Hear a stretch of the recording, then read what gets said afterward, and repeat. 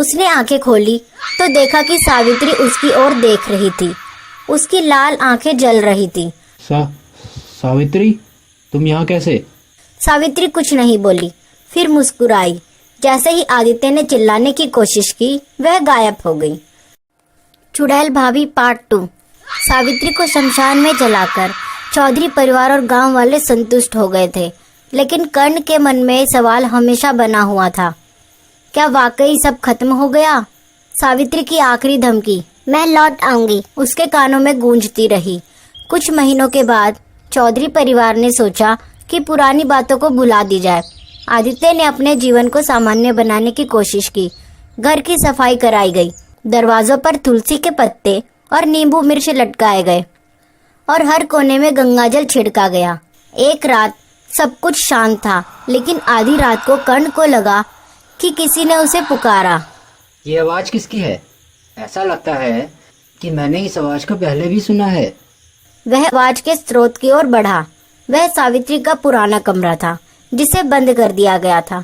जैसे ही उसने दरवाजे पर हाथ रखा, दरवाजा अपने आप खुल गया। ये दरवाजे को तो बंद कर दिया गया था, इसे किसने खोला? कर्ण कमरे के अंदर गया। कमरे के अंदर ठंडी हवा का झोंका आया। कर्ण को लगा कि उसने सावित्री की हंसी सुनी। अरे, ये तो सावित्री भाभी की हंसी है। उसने डर के मारे दरवाजा जोर से बंद कर दिया और दौड़कर आदित्य के कमरे में गया।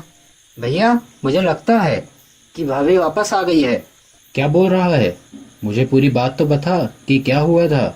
भैया, मैं सो रहा था और मैंने भाभी के हंसने की आवाज सुनी थी। जब मैं बाहर गया तो मैंने देखा कि भाभी का कमरा खुला हुआ है। मैं अंदर गया और फिर से मैंने भाभी की हंसी सुनी। आदित्य ने इसे कर्ण का वहम मानते हुए उसे डांट दिया।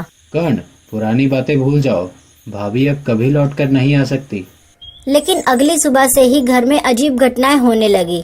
खाने के बर्तन अपने आप गिरने लगे, दरवाजे अपने आप खुलने लगे और चौधरी परिवार के पालतू जानवर कुत्ते की हालत खराब हो गई। वह लगातार सावित्री के कमरे के दरवाजे की ओर देखकर भौंकता रहा।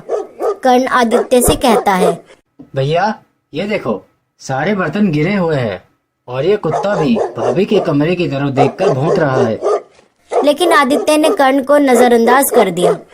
एक रात जब आदित्य सो रहा था, उसे लगा कि कोई उसके बिस्तर के पास खड़ा है।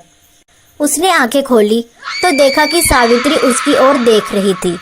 उसकी लाल आंखें जल रही थी। सावित्री, तुम यहाँ कैसे? सावित्री कुछ नहीं बोली, फिर मुस्कुराई।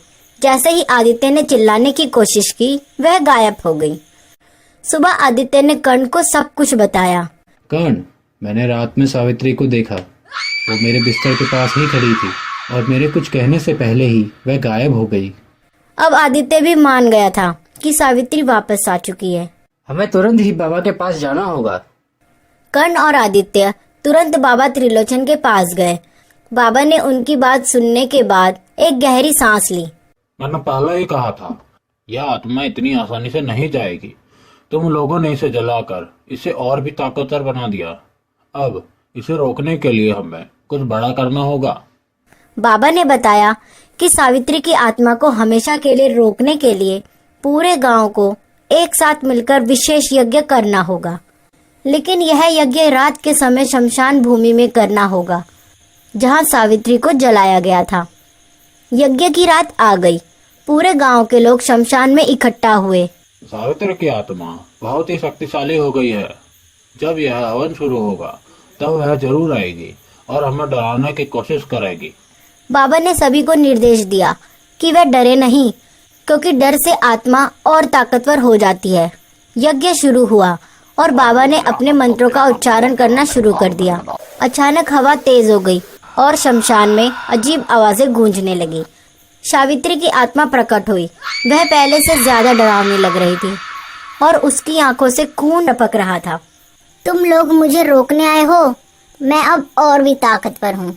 गांव वाले डर से कांपने लगे, लेकिन बाबा ने उन्हें शांत रहने का आदेश दिया। शांत रहो, यह हमारा कुछ भी नहीं बिगाड़ सकती। सावित्री ने जोर से चीखते हुए बाबा पर हमला किया। बाबा ने अपने मंत्र से उसे रोकने की कोशिश की। तुम्हारी यह साधारण पूजा मुझे नहीं रोक सकती। तभी कर्ण ने अपनी जेब से तुलसी के पत्ते निकाले और सावित्री की ओर फेंके। सावित्री तुरंत पीछे हट गई और जोर से चीखने लगी। बाबा ने इस मौके का फायदा उठाया और एक विशेष मंत्र का उच्चारण किया। जैसे ही मंत्र पूरा हुआ, एक तेज रोशनी फैली और सावित्री दर्द से चिल्लाने लगी। उसने अपनी अंतिम धमकी दी, मैं फिर आऊंगी, तुम लोग मुझे पूरी तरह खत्म नहीं कर सकते। सावित्री की आत्मा धुएं में बदलकर गायब हो गई। बाबा ने घोषणा की कि यह आत्मा अब इतनी कमजोर हो चुकी है कि वापस आने में इसे सदियां लगेंगी। क्या यह सच में अंत था? चौधरी परिवार और गांव वाले शांति के साथ अपने घर लौट आए, लेकिन कर्ण अभी भी सोचता रहा कि क्या सच में यह सब खत्म हो गया है।